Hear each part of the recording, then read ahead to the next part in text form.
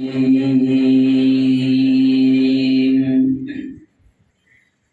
الله الرحمن الرحيم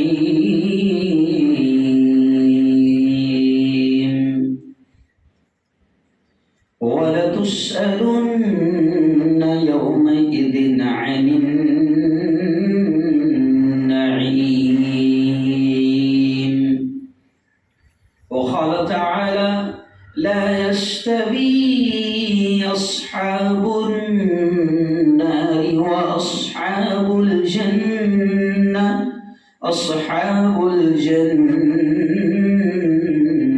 هم الفائزون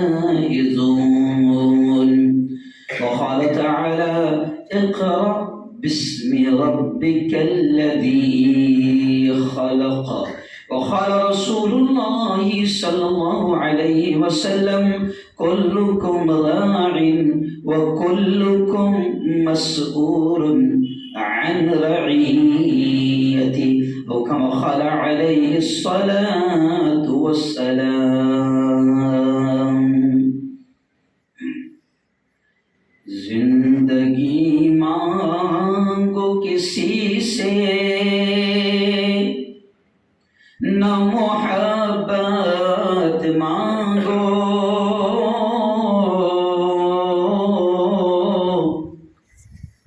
زندگی مانگو کسی سے نہ محبت مانگو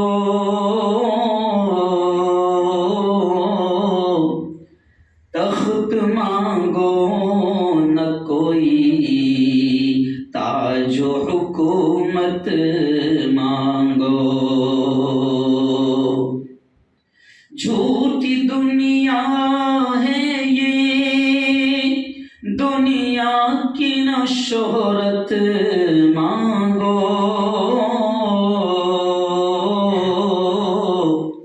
صرف اللہ سے تم علم کی دولت مانگو کہہ دو سبحان اللہ شاعر کا مزہ تو کہو سبحان اللہ علم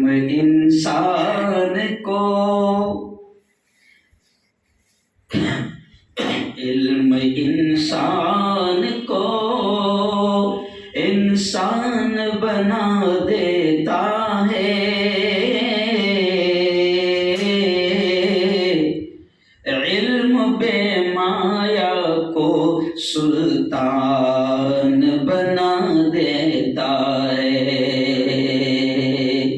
علم اللہ اگر دے تو عمل بھی دے دے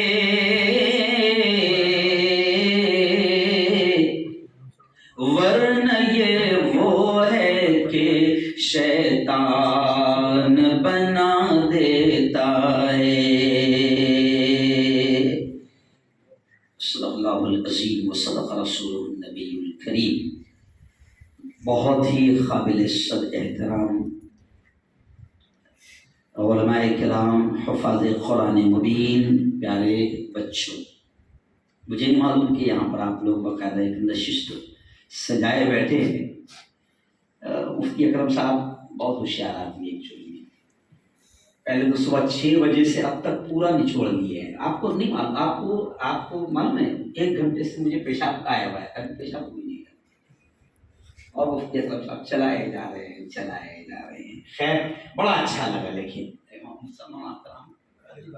قاری عبد الباسی صاحب سے ملاقات ہوئی وہاں پر اس مکتب میں اور آپ کے ادارے میں یہاں پر آیا بڑا اچھا لگ رہا ہے مجھے اور مجھے ایسا لگ رہا ہے کہ شاید تھوڑا پہلے آ جانا چاہیے تھا کیونکہ ماحول رہتا ہے نا ہم لوگوں کو ماحول چاہیے اور یہاں پر پبلک کم مگر ماحول اچھا ہے سمجھ اور چنندہ لوگوں کا ماحول ہے جس کو ہم سیاسی زبان میں بولتے ہیں کریم طبقہ ہم لوگ سیاسی زبان میں کہتے ہیں کریم لوگ جمع ہیں یعنی ہر آدمی اپنے آپ میں ایک انجمن ہے ایسے لوگ یہاں پر جمع ہے خیر پیارے بچوں میں 2-3 چیزیں کہوں گا کیونکہ یہ کوئی تقریر کا موقع نہیں ہے تقریر کے لیے کبھی سننا ہے تو اسپیشل بلانا جیسے شاعروں کو بلاتے ہیں تو خیر دیکھو میں نے آپ لوگوں کو دیکھتے ہوئے، مدرسے کے ماحول کو دیکھتے ہوئے، میں نے ایک دو آیتیں پڑھی غالباً اور ایک دو حدیث پڑھی۔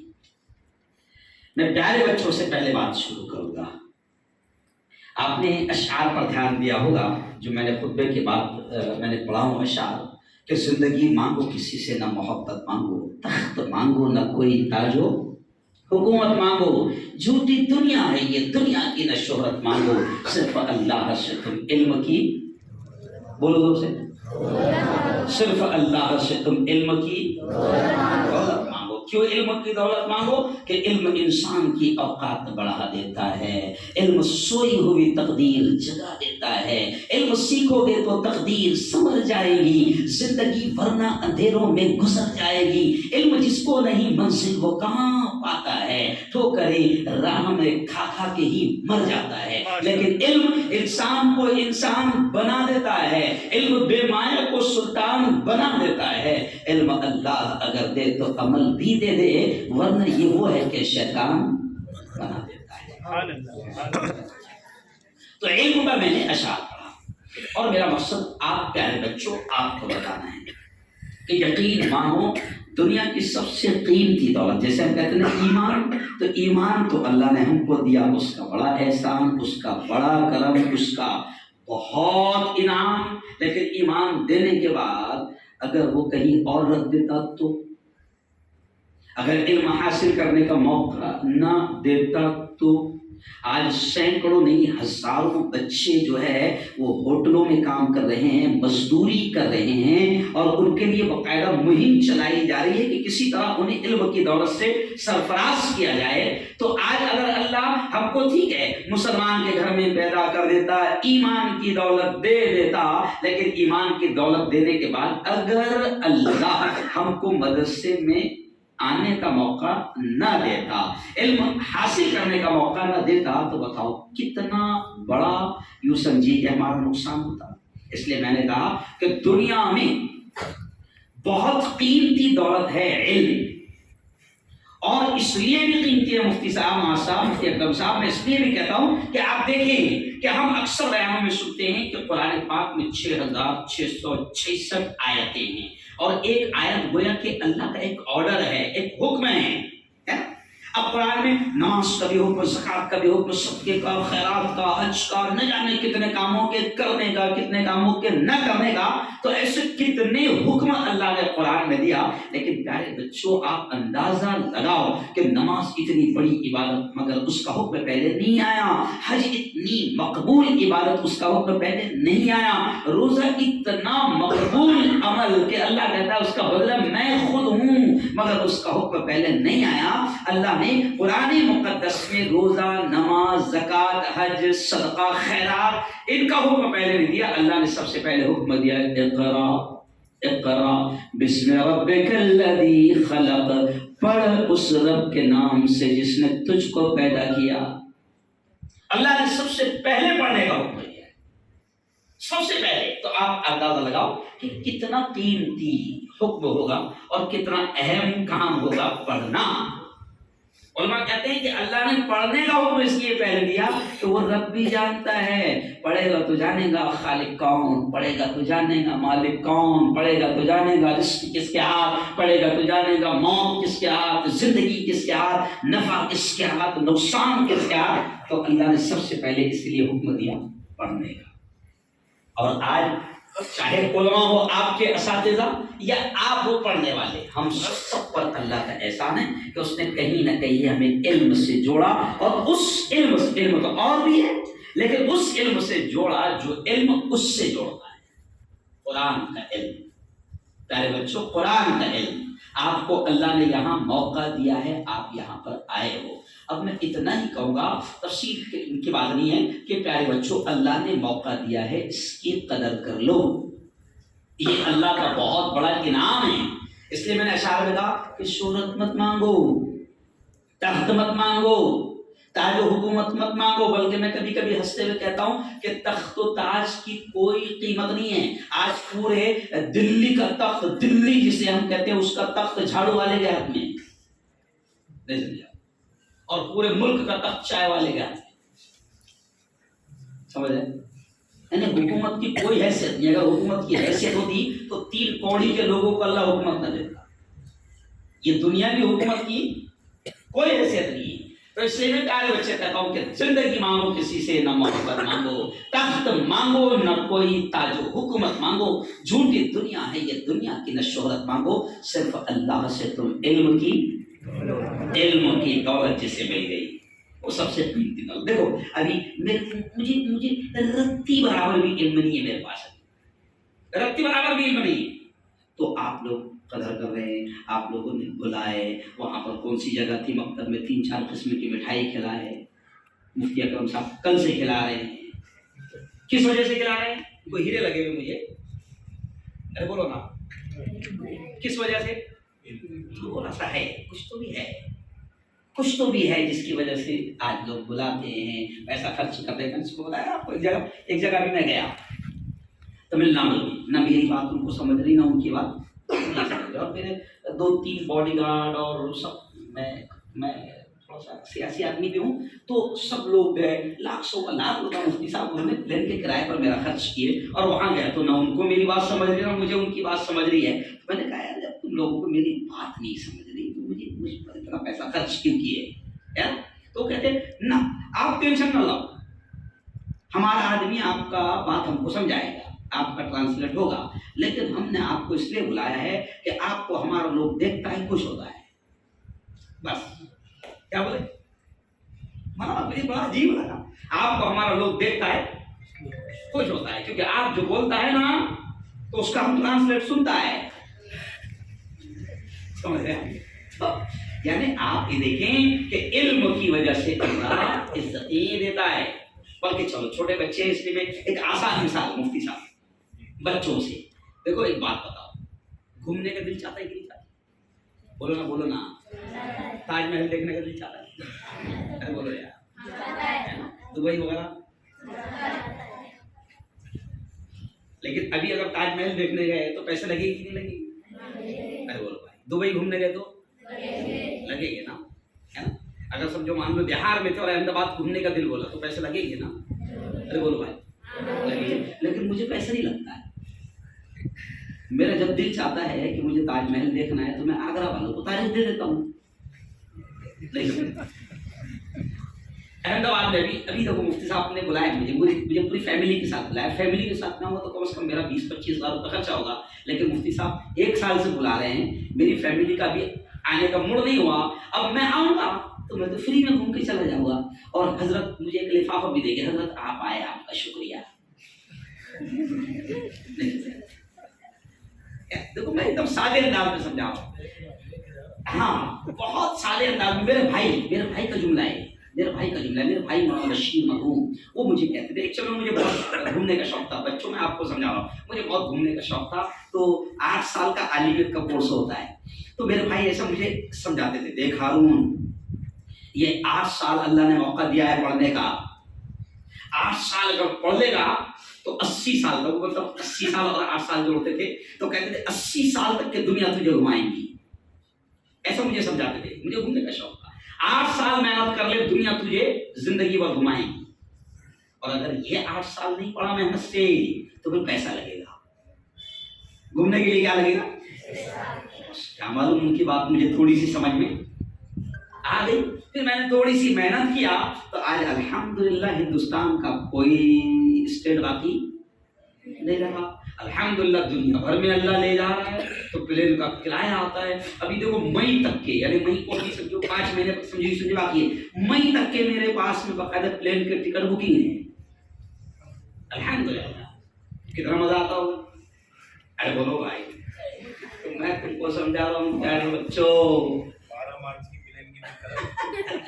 12 مارچ کی انشاءاللہ پھر آؤں گا احمد آباد. تو یہ آپ سمجھو, میں آپ کو بہت آسان انداز میں سمجھا رہا ہوں کہ اللہ نے موقع دیا ہے, ابھی فائدہ اٹھا لو, ابھی اس وقت کی قدر کر لو, پھر دیکھو دنیا آپ کو گھمائیں گی. ایک بات بولوں آپ کو, آپ جب اچھے سے پڑھ لو گے نا, اور جب آپ کے چرچے ہو گئے نا, سمجھ لیا, تو آپ کے مولانا قاری باسط صاحب, عبد الباسط صاحب, آپ کو باقاعدہ پلین کا ٹکٹ دے کر بلائے گی کہ حضرت یہاں آ جائے, تھوڑا سا دیکھ لے مدرسہ. یہ بھی اس لیے بول رہا ہوں کیونکہ میرے ساتھ ایسا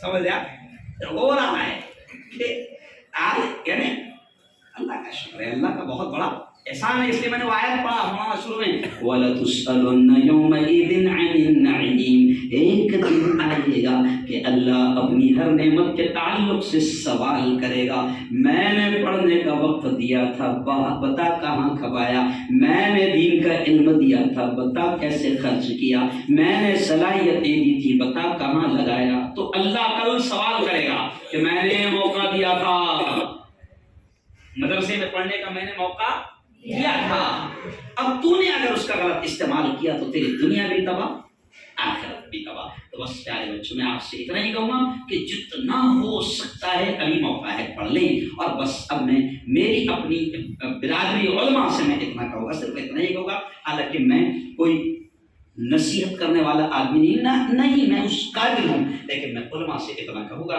کہ میرے بھائیوں، اللہ نے آپ کو بہت اونچا مقام دیا ہے، یقین مان بہت اونچا مقام دیا، بلکہ ایک سادی مثال اگر میں دوں تو شاید سمجھ میں آ جائے گی، جو میں دنیا داروں کو دیتا ہوں۔ میں کہتا ہوں کہ ایک عالم کو اللہ نے یہ مقام دیا، ہمارے مسجد کے 15 سال کے حافظ قرآن جو نماز پڑھاتا ہو اگر، تو اللہ نے اس کو یہ مقام دیا کہ ملک جو ہے پی ایم کی نہیں مانتا ہے مگر اس حافظ جی کی مانتا ہے۔ اگر حافظ جی نے اس کی مثال سمجھاؤ، اگر 29 تاریخ کو رمضان کی پی ایم نے اگر یہ کہا، حالانکہ ملک کا پی ایم ہے، بیچارہ کتنی محنت دے کر کے پی ایم بنا ہے، وہ پی ایم اگر 29 تاریخ کو مسلمانوں کو یہ کہے کہ مسلمانوں چاند دکھ گیا کل عید مناؤ، تو کوئی منائے گا؟ اس لیے کہ معلوم ہے اس سے زیادہ جھوٹا زمین پر آج تک کسی ماں نے پیدا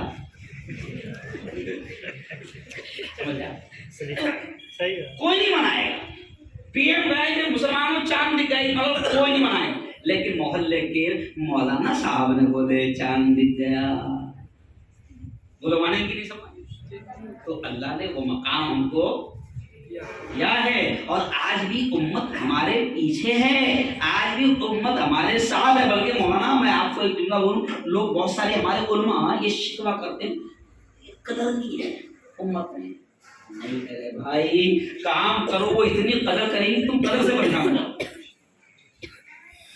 جملہ سمجھا آپ نے، کام کے بن جاؤ،